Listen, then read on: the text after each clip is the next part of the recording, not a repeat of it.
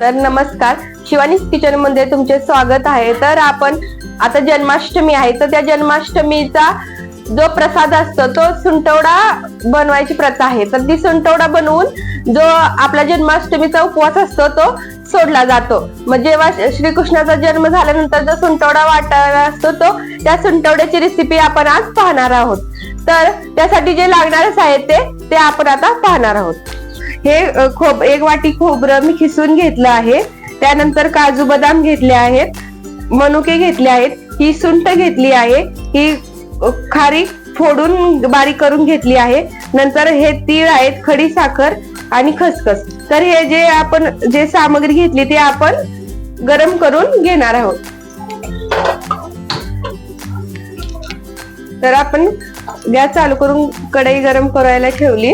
तर बघा आपली कढई आता गरम झालेली आहे। तर त्याच्यामध्ये जे आपण खिसलेलं खोबरं आहे ते आपण भाजून घेऊया।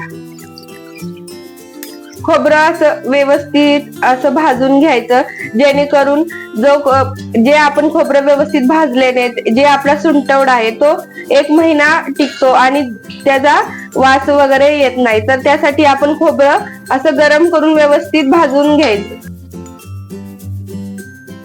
सुंटवडा अतिशय असा पौष्टिक असा असतो।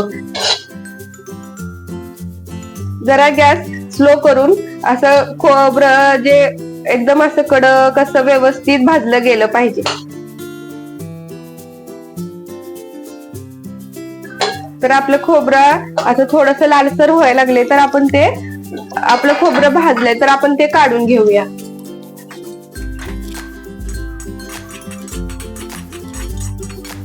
आता आपण त्याच कढईमध्ये, आपली कढई गरम आहे, त्याच्यामध्ये पांढरे तीळ आणि खसखस भाजून घेऊ।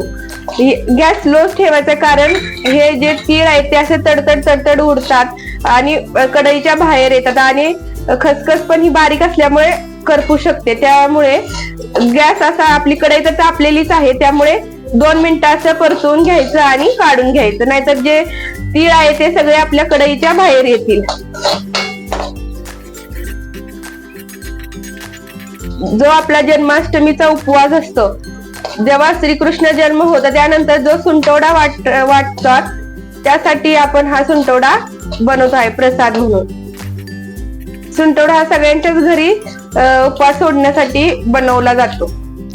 तर आपण आता हे भाजले आपलं, तर ते काढून घेऊया।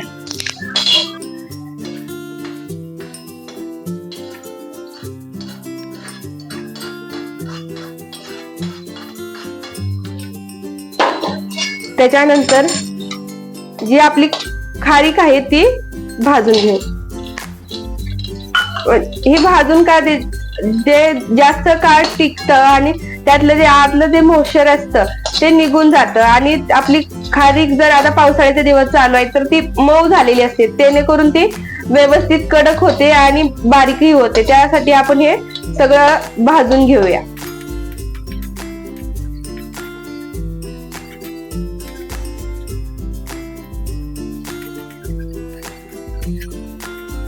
अशी व्यवस्थित खारीक कडक होईपर्यंत भाजून घ्यायची।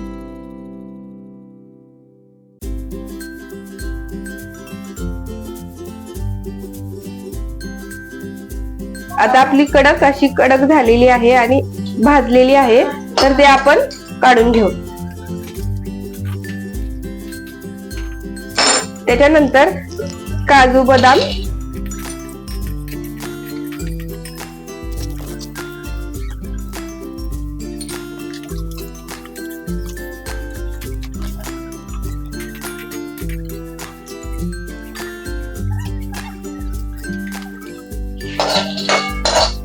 तर आपले काजू बदाम पण गरम झाले, ते पण आपण काढून घेऊ।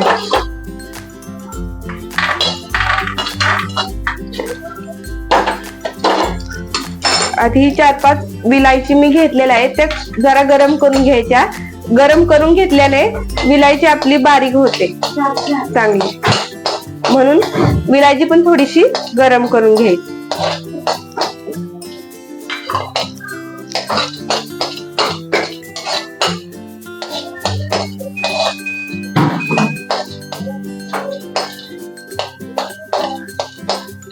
आता आपण गॅस बंद करू.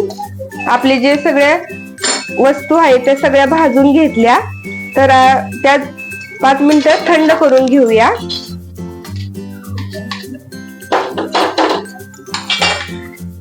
तुम्ही बघू शकता हे सगळ्या अशा भाजून घेतलेल्या आहेत.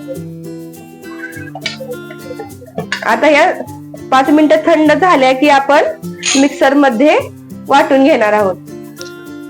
जे आपले साहित्य भाजून घेतले ते गार थंड होतोपर्यंत जे आपण ही सुंठ आहे ना ती जराशी बारीक करून घेऊया, म्हणजे जेणेकरून आपल्या मिक्सरच्या भांड्यामध्ये ती बारीक होईल. कारण जर अशी जाड टाकली तर आपलं मिक्सरचं भांड पण खराब होऊ शकतं. तर थोडीशी खलबत्त्यामध्ये ती ठेचून घेतली, तर अशी खलबत्त्यामध्ये ठेचून घेतली त्यामुळे आपली जी सुंठ आहे ती व्यवस्थित बारीक होईल. तर आपण पहिल्यांदा जे तीळ आणि खसखस घेतलेली ते आपण बारीक करून घेऊया.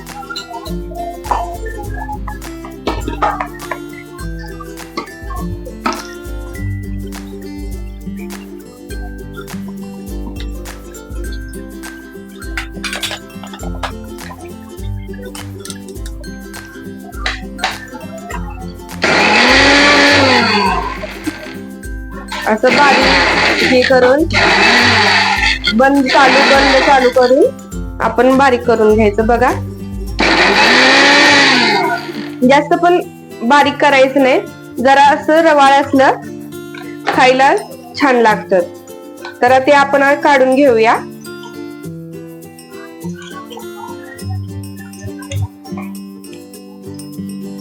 त्यानंतर जे आपण काजू बदाम घेतले होते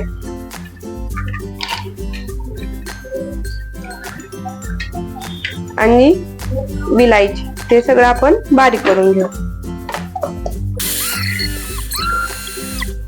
बघा आपले हे पण बारीक झालं, ते पण आपण काढून घेऊया.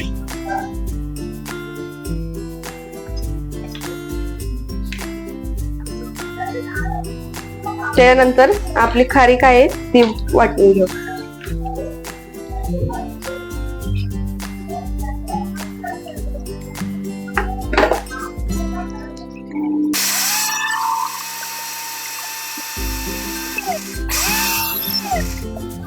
बघा आपली खारीक कशी व्यवस्थित बारीक झालेली आहे.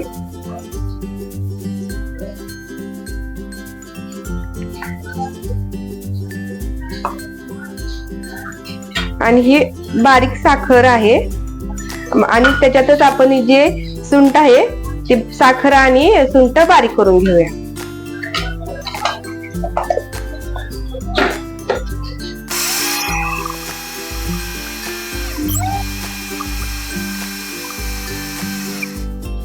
हे बघा आपली सुंठ आणि साखर बारीक झाली.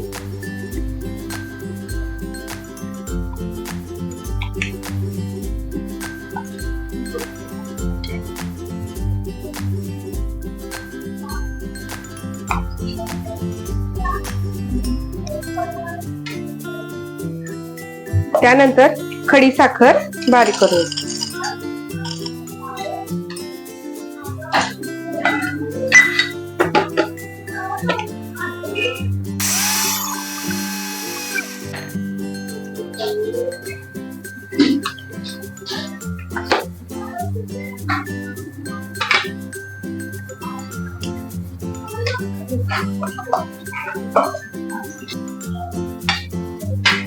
हे सगळं आता जे आपण बारीक केलेलं आहे ते व्यवस्थित मिक्स करून घेऊया. हा सुंठवडा बाळंतणीसाठी सुद्धा एकदम पौष्टिक असतो. आपल्या शरीरासाठी खूप चांगला असतो. सकाळी उठून एक जरी आंघोळ झाल्यानंतर 1 चमचा खाला तरी आपल्या शरीरासाठी पण हा खूप पौष्टिक असतो. आणि अशा पद्धतीने केलेला हा सुंठवडा 1 महिना राहू शकतो. आणि आता हे जे खोबरं घेतलेलं आहे आता आपण व्यवस्थित भाजून घेतलेलं होतं, तर ते असं आपण हाताने जरी बारीक केलं तरी ते आपलं बारीक होतं.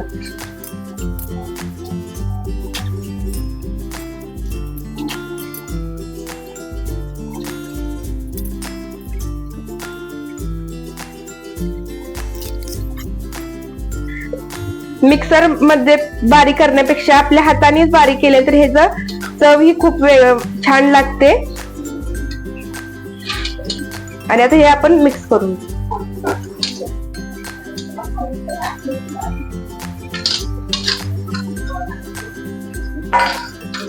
आता हे मिक्स करून घेऊया. त्याच्यानंतर जे आपण बेदाणे घेतलेले ते टाकून घेऊ आणि थोडस खोबरं मी भाजलेलं ठेवलं होतं ते पण त्याच्यात थोडस टाकून घेऊया. हे दाताखाली आले की छान लागतो.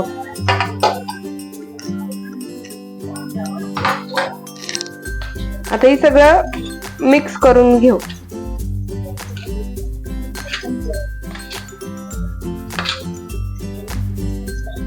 तर अशा प्रकारे आपला जो सुंटवडा बनून तयार आहे. या जन्माष्टमीला तुम्ही हा सुंटवडा नक्की करून पहा. तर अशा प्रकारे आपला सुंटवडा बनून तयार आहे. तर व्हिडिओ आवडली असेल तर लाईक, शेअर, कमेंट्स करा. धन्यवाद.